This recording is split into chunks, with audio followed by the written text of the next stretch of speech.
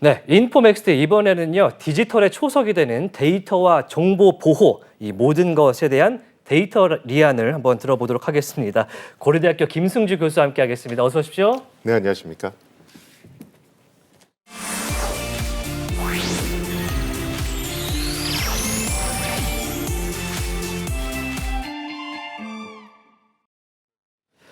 네, 요즘 뉴스를 보면 정말 AI 때문에 난리가 났습니다. 난리가 뭐 거의 뭐 AI가 모든 서비스 영역, 모든 우리의 기능 영역에 다 들어와 있다. 근원적으로 바꾸고 있다. 이런 생각이 드는데 조만간 우리 자리도 사라지지 않을까라는 생각이 네, 듭니다. 모두 이제 가상 인간들이 네, 하지 않을까 그렇죠. 생각이 드는데 사실 지난해 지지난해에는 뭐 NFT, 메타버스 이런 것들이 광풍이 또 불었었거든요. 지금 그러면은 이 생성형 AI 때문에 이 블록체인 같은 앞서서 유행했던 트렌드는 어떻게 되는 것인가? 그 얘기를 좀 함께 교수님과 나눠보도록 하겠습니다.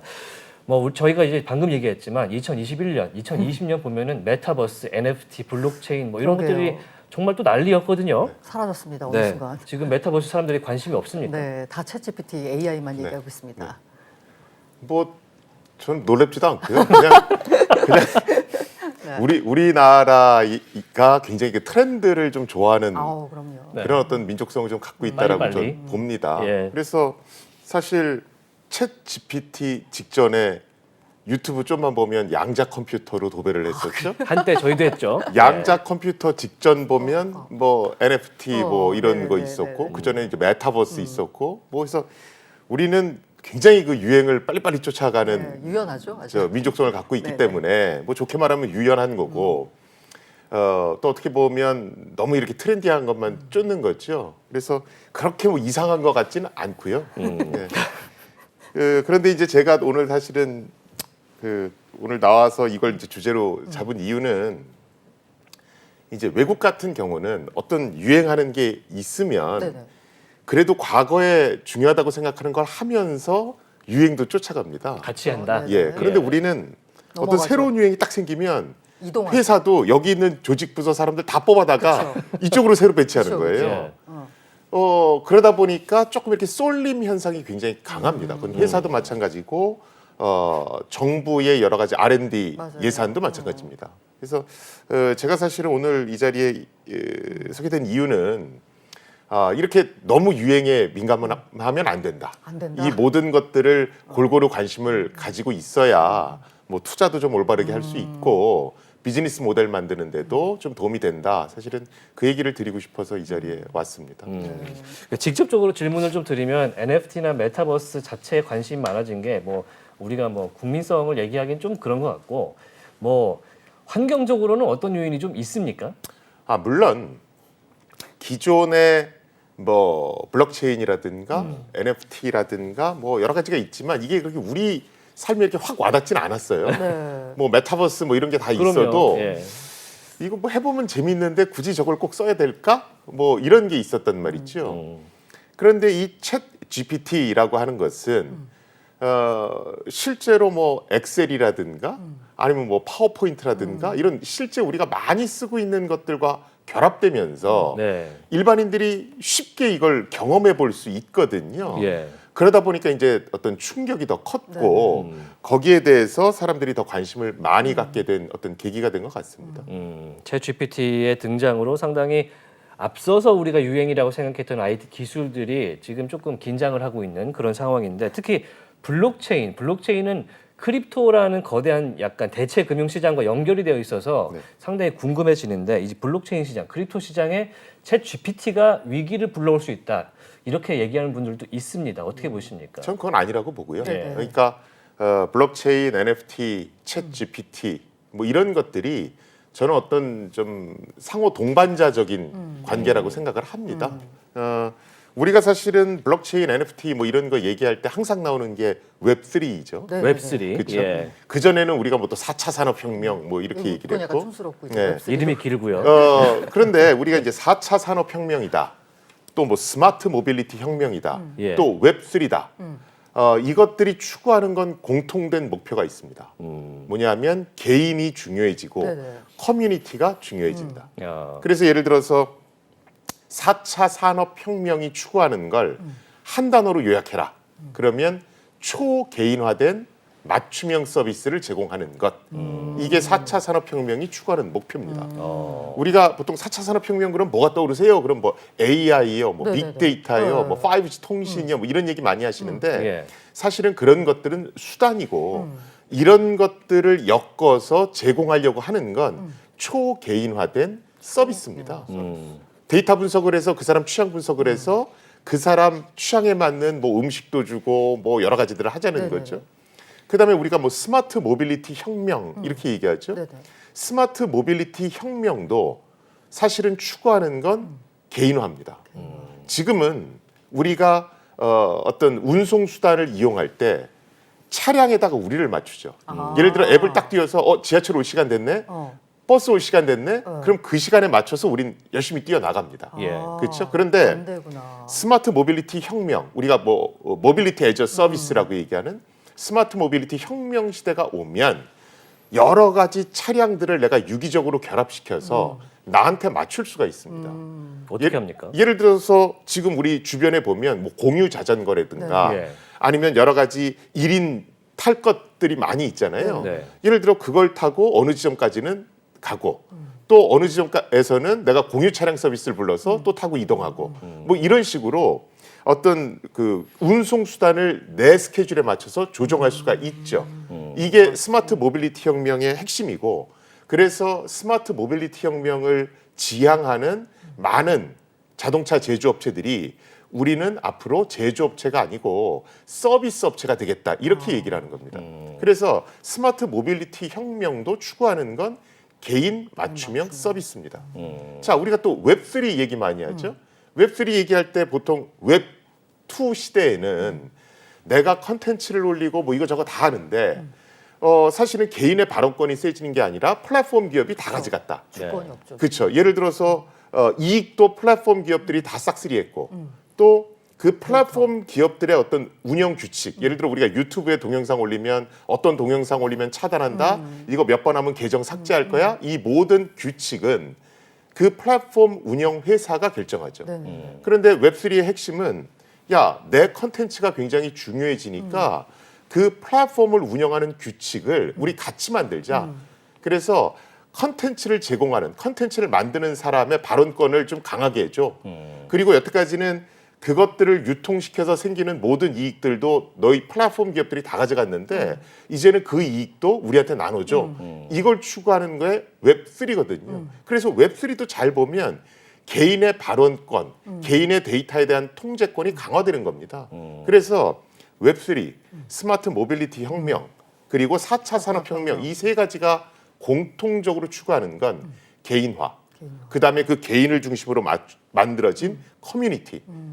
이것들을 공통적으로 추구하고 있다라고 보시면 됩니다. 네. 자, 그런데 이것들을 추구하는 데 있어서 뭐 챗 GPT가 하느냐, 블록체인이 하느냐 이런 게 아니고 뭐 블록체인, NFT, 그다음에 우리가 뭐 LLM이라고 하는 챗 GPT, 예. 뭐 양자 컴퓨터 이런 것들이 전부 다 유기적으로 결합돼서 이 초개인화된 서비스를 이룬다. 이렇게 보시는 게 맞을 것 같습니다. 그럼 서로 이제 관계적으로 얽혀 있다라고 그렇죠. 보면 되는데 사실 이렇게 하나하나가 다 트렌디하고 시대가 또 약간씩 시차가 있다 보니까 이거를 어떤 거를 받아들여야 되는지를 선택하는 것도 상당히 고민일 것 같거든요. 이제 그러면 이제 보시는 분들이 생각했을 때 내가 블록체인을 조금 해보려고 했더니 다른 게 나왔어. 또 다른 게 나왔어. 이거를 어떻게 받아들여야 뒤처지지 않는 사람이 될까요? 자, 예를 들어서 제가 이 얘네들은 서로 하나가 나왔으니까 하나는 끝이야. 네. 함을 갔어. 이게 아니고 보통 그렇게 생각하죠. 그렇죠. 서로 예. 유기적으로 도와주는 것들이다. 빌딩 블럭들이다. 이렇게 말씀드렸잖아요. 자, 제가 아까 4차 산업혁명, 스마트 모빌리티 혁명, 그다음에 웹3 이것들은 전부 다 개인화를 지향한다. 이렇게 말씀드렸죠. 예. 자, 개인화를 지향한다라는 건 내 발언권이 세진다는 겁니다. 그래서 어떤 서비스의 운영 규칙을 만들 때 뭐 회사가 단독으로 결정하는 게 아니라 여러 사람들의 의견을 들어서 그걸 반영하겠다는 거거든요. 블록체인이 바로 이걸 하죠. 네. 블록체인이라는 게 모든 사람들 합의에 의해서 어떤 블록을 추가시킬지 말지 뭐 이런 것들을 결정하잖아요. 네. 그래서 블록체인 안에는 기본적으로 어떻게 하면 구성원들의 의견을 합의에 도달하게 할 거냐, 요 기술이 기본적으로 들어가 있습니다. 그래서 개인들이 의견을 내서 어떤 규칙을 만들어 가는데, 우리가 가버넌스라고 그러죠. 네네네. 규칙을 만들어 가는데 그 합의를 이루도록 도와주는 기술, 그걸 우리가 블록체인 이렇게 얘기하는 거고요. 그럼 이 챗 GPT가 어떻게 개인화와 연결될 수 있는지? 그렇죠. 지금 이제 예를 들어 제가 블록체인은 합의에 도달해 주는 네네네. 기술입니다라고 말씀드렸고, 그 다음에 예를 들어서 합의를 하는데 투표율이 저조하면 아무것도 안 되잖아요. 네네. 그러니까 동기부여를 막 해야죠. 그게 우리가 소위 얘기하는 채굴이라고 하는 네네네. 인센티브 시스템이죠. 네네. 동기부여하려면 암호화폐 있어야죠. 네. 그렇죠. 그 다음에 우리가 뭐 웹3다 이러면 개인이 컨텐츠를 많이 올려야 네네. 웹3가 활성화되면서 개인의 발언권이 높아지잖아요. 그렇죠. 자, 그러면 이거 내가 올린 컨텐츠야 이렇게 꼬리표 달아주는 기술이 NFT라고 하는 네네. 거죠. 네. 자, 그런데 제가 예를 들어 유튜브를 한다고 치자고요. 네네. 그럼 일반인들이 나도 유튜버가 한번 돼봐야지 이러면 제일 처음 장벽이 편집 기술을 어떻게 익혀야 되지? 어떻게 저렇게 카메라는- 세련되게 영상을 네. 만들까? 네.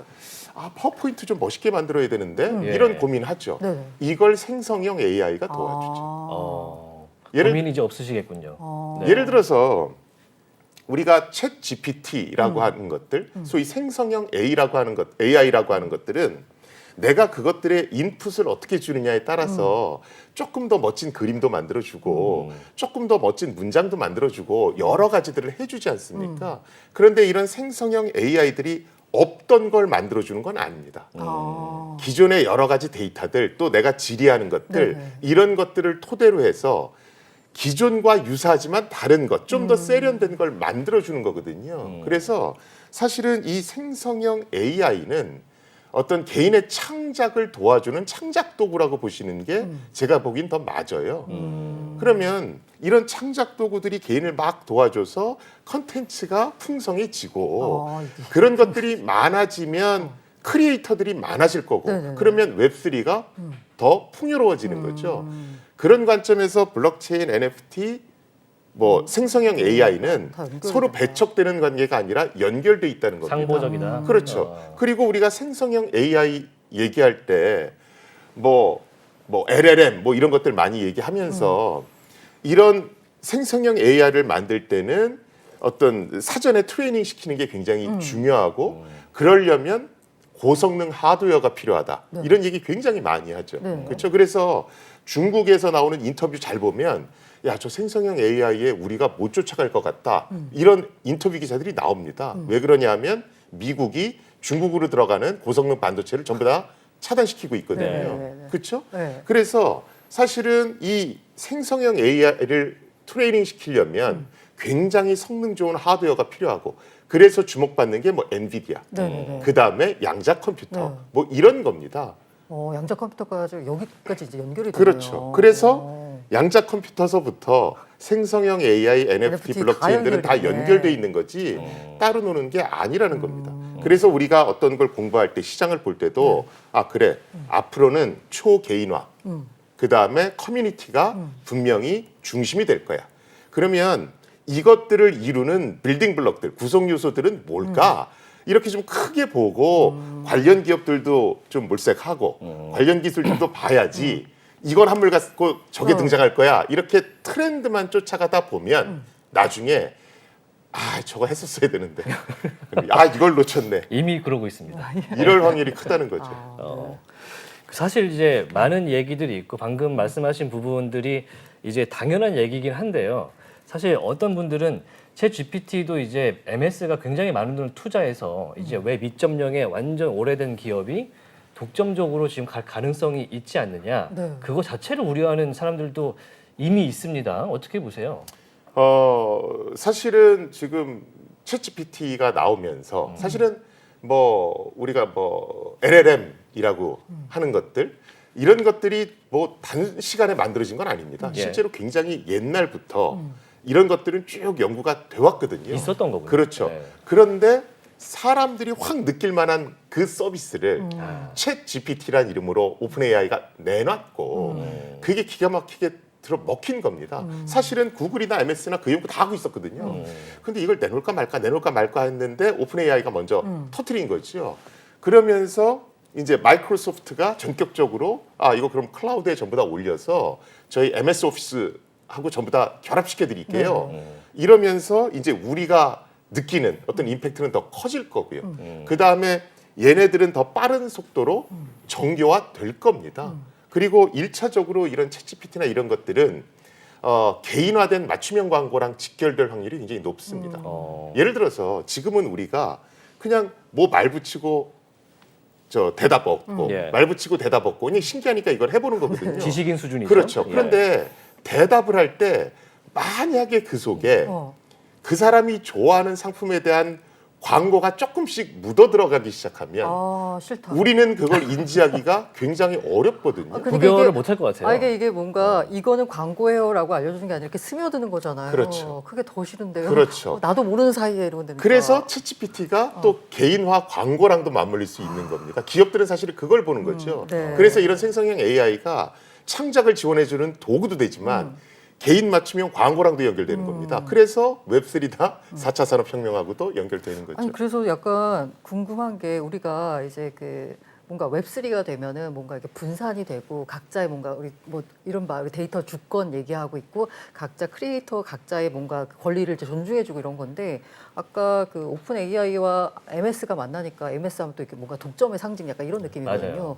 이렇게 되면서 이게 다 여기 MS가 아까 이거 다 먹고 나면 결과적으로 이건 독점으로 다시 가는 길 아니냐. 이게 아까 말한 우리가 블록체인이나 웹3 철학과는 좀 약간 다르다라는 느낌을 살짝 받게 되는데. 물론 다를 수 있죠. 네네. 그런데 원래 인터넷이라는 건 네.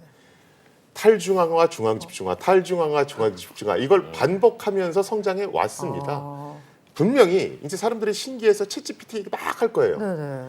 아마 조금 있다가 개인정보 보호 문제 얘기 나올 거고요. 맞아요, 네, 맞아요. 분명히 이제 그 논란이 또 휩쓸 겁니다. 그리고 이게 좀 진정이 되면 또 여러 가지 규제들 나오기 시작할 네네네네. 거고요. 그래서 중앙집중화와 탈중앙화가 앞으로 또 반복되는 그런 걸 보일 겁니다. 그러면서 이제 조금 더 좀 지금보다는 나아지는 그런 어떤 인터넷 구조로 가겠죠. 자정작용을 통해 가지고. 전 그렇다고 봅니다. 네, 알겠습니다. 챗 GPT가 이제 광고하는 스카이넷이 되지 않기를 좀 무서워요. 기대를 해봐야 될 것 말씀해 같아요. 주시니까. 아니 왜냐하면 챗GPT 문제가 이게 얘가 어디서 갖고 온 건지 이 소스도 안 밝히고 그리고 약간 뭐랄까 교묘하게 섞어서 거짓말한다라고 이렇게 소설 말씀하시는 잘 분들 씁니다. 있더라고요. 예. 예. 그런데 외국에는 벌써 그게 굉장히 큰 시장이 될 거다 이런 예측 기사는 많이 나오고 있습니다. 그리고 마이크로소프트, 구글 뭐 이런 회사들이 그 맞춤형 광고 시장, 생성형 AI를 이용한 맞춤형 광고 시장을 절대로 포기할 리가 없고요. 놓치지 않겠죠. 이제 마지막 질문인데요. 교수님이 보시기에 이제 앞으로 챗 GPT 이후를 보기 좀 어렵긴 한데 세상을 바꾸는 기술은 앞으로 어떤 것들이 좀 등장하겠다. 어떻게 생각하십니까? 저는 세상을 바꾸는 단 하나의 기술 뭐 이런 건 존재하지 않는다라고 봐요. 단호하시네요. 아니 전 뭐 그렇다고 봅니다. 아까 그리고 말씀하신 게 다 연결됐다고 그렇죠. 하니까. 그냥 보면 여러 가지 그러니까 연결돼서 한꺼번에 탁 결합돼서 크게 팡 터지는 거지. 갑자기 세상을 바꿀 기술이 툭 나온 것 같지는 않습니다. 우리가 이미 아이폰에서 그걸 경험했잖아요. 그렇죠? 예를 들어서 아이폰 비스무리한 거는 계속 예전부터 있었죠. 네네. 그런데 모든 기술들이 아이폰에 집중되면서 그게 빵 터진 거거든요. 그래서 지금 이미 세상은 조금씩 다 변하고 있고 요것들이 언젠가 탁 뭉쳐서 어떤 킬러 앱이 하나 나올 겁니다. 그걸 놓치지 않으려면 사전에 편식하는 게 아니라 골고루 공부하고 있다가 이게 언제 뭉칠까? 요걸 좀 볼 필요가 있죠. 사실은 애플이 그런 걸 굉장히 잘하고요. 애플은 사실은 시장에 먼저 뛰어들진 않죠. 맞아요. 그 기술들이 무르익을 때까지 기다렸다가 완성도가 제일 높은 상품을 만들어내거든요. 그 타이밍을 놓치면 안 된다는 거죠. 그런데 우리는 그걸 놓쳐왔기 때문에 저거 나도 옛날에 생각했는데 저 비슷한 거 나도 했었는데 맨날 이 얘기만 반복하는 겁니다. 네. 그리고 우리 기업들도 지금 벌써 보면 기존에 있던 부서 맞아요. 빼다가 네네. 이제 뭐 생성형 AI 부서에 넣고 뭐 팀 이름 바꾸고 뭐 이러고 있거든요. 네네. 그리고 나중에 완성된 상품이 나오면 야 저거 옛날에 한 대더니 어떻게 됐어? 뭐 이러고 이제 또 CEO 분들이 꾸지람을 내리겠죠. 이러면 안 된다는 겁니다. 네. 인포맥스 D와 김승주의 데이터 리안을 통해서 트렌드를 확인하시기 바랍니다. 자, 고려대학교 김승주 교수와 함께하는 데이터 리안 여기서 마치도록 하겠습니다. 오늘 말씀 고맙습니다. 네, 감사합니다. 파도가 한번 들이치면은 와르르 무너져 버릴 수밖에 없습니다. 이것만 알고 있으면 괜찮았을 텐데 블록체인이 처음인 여러분 지금 주목하세요. 비트코인을 필두로 해서 블록체인 기술을 활용한 가상화폐 시장이 어마어마하게 커지고 있습니다. 개인이나 기업들은 가상화폐를 신규로 발행하기도 하고 전 세계로 유통하기도 하면서 새로운 경제 논리를 만들어내고 있습니다. 블록체인 분야에 오래 활동하면서 초보자들이 어려움을 겪는 모습을 참 많이 봤습니다. 얼마 전 있었던 FTX 사태처럼 거래소를 과신해서 거래소에 많은 돈을 넣어뒀다가 큰 피해를 보신 경우도 봤습니다. 코인을 잘못 전송해서 금전적 피해를 보신 경우도 있었고요. 거래소에서 입출금을 할 때 네트워크 선택을 잘못하셔가지고 힘들게 복구하신 경우도 종종 봤습니다. 또 어떤 경우에는 지갑 보안을 잘 모르셔가지고 해킹 또는 피싱을 당해가지고 큰 금전적 피해를 보신 경우도 많이 봤습니다. 그래서 이 강의에서는 이러한 일들을 피하고 이겨내기 위한 기본기를 가르쳐 드립니다. 여러분, 강의를 볼 시간이 없으시다고요? 하루에 1시간씩 딱 일주일만 투자하십시오. 블록체인의 정확한 개념을 머릿속에 그려낼 수 있을 겁니다. 초보자들을 위해서 기초와 실전을 융합해서 구성했습니다. 첫 번째, 쉬운 개념 설명입니다. 지갑 만들기, 전송, 들어는 봤지만 알기 어려운 이런 내용들을 개념부터 차근차근 설명해 드립니다. 두 번째로 용어 정리입니다. 하드포크, 스테이블코인, 어렵다는 느낌이 드는 용어들을 제가 또 쉽게 정리해 드렸습니다. 세 번째, 실전 적용입니다. 기초적이지만 막상 닥치면은 초보자들은 당황할 수밖에 없는 그런 문제들 있죠. 스스로 분석하고 해결할 수 있는 능력을 길러드립니다. 블록체인과 친해지는 가장 쉬운 지름길, 제가 안내해 드리겠습니다.